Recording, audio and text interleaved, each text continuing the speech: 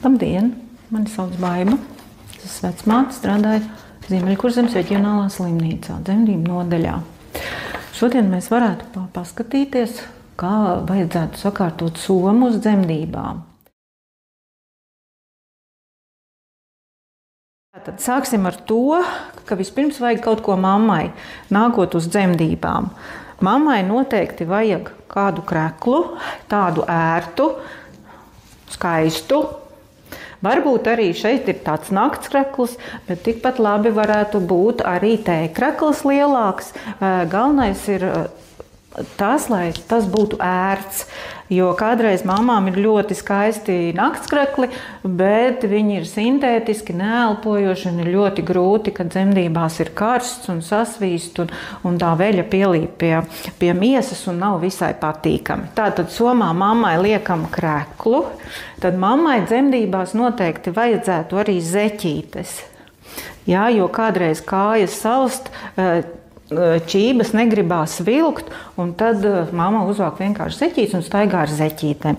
Un, protams, vajag visam tam virsū halātiņu, jo gadās arī, ka ir jāiet pa koridoru uz dzemdību zāli, un tad vajag uzvilkt halātiņu.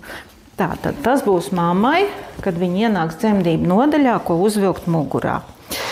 Dzemdības iet uz priekšu, un, protams, ir visādas nepatīkamas sajūtas, noiet augļu ūdeņa, un tad, lai to visu varētu tā ērtāk izstaigāt, tad būtu vēlams paņemt līdzi pamperus. Vajadzētu tādus pamperus, kas ir atverami, jā, ar klipsīšiem, un tad vajadzētu tādu pamperu, kā pamperbiksītes. Pamperbiksītes varētu būt 2, 3, jo noteikti, kad vairāk jūs lietosiet šīs pamperbikses. Ja? Tātad liekam iekšā somā arī pamperbikses. Dažas dienas jau pēc dzemdībām ērtāk ir lietot biksītes.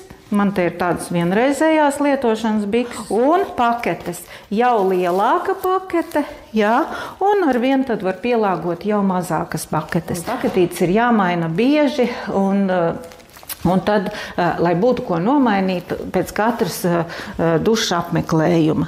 Nu, tad mammai vēl noteikti vajadzētu paņemt ieliknīšus krūšturos, ja, jo pieniņš sāk izdalīties, un lai nesasmērētu veļu, tad mēs ieliekam somā arī šo. Noteikti uz dzemdībām vajadzētu ūdens pudeli.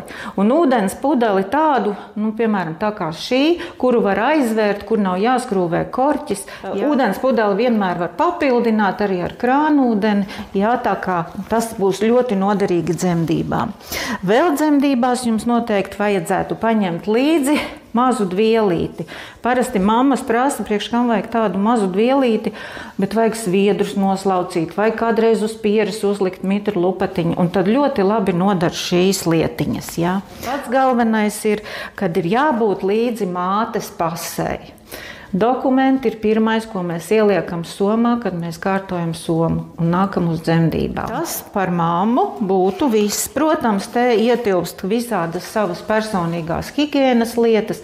Varat ņemt līdzi arī savas mīļākās lietiņas, teiksim, mīļāko spilventiņu, kaut kādu sēciņu, ja, kas jums liekas, ka jūs citā vietā nekur nevarēsiet gulēt bez šīm lietām, tad to jūs noteikti varētu ņemt līdzi.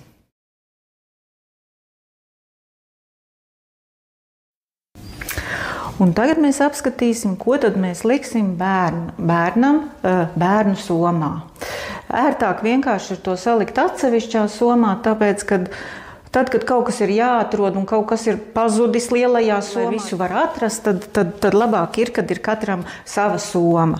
Bērniņam dzemdību zālē daudz neko nevajag līdzi. Dzemdību zāli mēs ņemam līdzi cepurīti. Tādu ērtāk ir tādu micīti, jo tikko bērniņš piedzimst, viņu uzliek mammai uz krūtīm, bērniņam matiņi ir slapji un viņam ir augsts, tāpēc mēs pirmo uzliekam cepurīti. Tad vajag noteikti pamperu paņemt un noteikti zeķītes. Šīs visas lietiņas paņemat un ieliekat maisiņā, uz kuras uzrakstat pirmās drēbītes. Ja? Un tad jūs vienkārši viegli, kad iesiet uz dzemdību zāli jau no palātiņas dzemdēt, tad jūs paņemat šo līdzi, un tas pirmais ir tas, kas jums ir bērnam ir nepieciešams. Ir jāņem līdzi arī drēbītes bērnam. Bērniņam noteikti vajag krekliņu. Jā, ieliekam krekliņu, un tad vajag virsdrēbītes. Vai nu tas ir šāds bodijs, jā, vai tas ir kaut kāda jaciņa un biksītes, jā, tas nu būtu pilnīgi vienalga. Vienkārši, lai viņam ir tās divas kārtas, ir krekls un ir virsdrēbes. Ja viņam būs karsti, pēc tam jau jūs varēsiet visu novilkt nost, bet tai sākumā tā temperatūras starpība tomēr ir liela un bērniņiem ir augsti. Tātad mēs liekam šo somā, liekam pamperu paku somā, jā. Nepērkat daudz pamperus uzreiz, jo jūs nezināt, cik liels bērniņš jums piedzims, un kādreiz pamperīši ir pa mazu, jā. Tātad pamperu paku. Tad noteikti vēl vajadzētu paņemt šāda tipa cepurīti. Tad vēl lietiņa, ar ko vajadzētu paņemt līdzi, ir šampūns vai ziepītes. Tas nu būtu pilnīgi vienalga, lai bērnam ir ar ko dupsi nomazgāt. Un vēl varētu paņemt līdzi vienreizējos paladziņus. Var ņemt līdzi arī sedziņu, jā. Un tad vēl ir tādi auduma autiņi. Ar tiem jūs arī jebkurā brīdī varēsiet bērniņu noslaucīt, ja viņš kaut ko būs tur atgrūdis no ēdiena, ja, jūs varēsiet arī kaut kur paklāt, ja, tā kā lai viņam būtu ērti. Nu, tas būtu tas pirmais nepieciešamais, kas bērnam ir vajadzīgs dzemdību nodaļā. Nepērka daudz komplektus, teiksim, nomaiņai. Pietiks ar 3, jo jebkurā gadījumā jūs varēsiet vēlāk nopirkt vēl citas drēbītes, kas jau būs jūsu bērna izmēram ideālas. Tas būtu tas minimums, ko mēs jums ieteiktu. Ņemt līdzi uz dzemdību nodaļu, tātad vai nu viens liels koferis un abiem 2 mantas, vai katram sava soma. Mīļās māmiņas, gaidīsim jūs dzemdību nodaļā Ventspilī, Ziemeļkurzemes reģionālajā slimnīcā.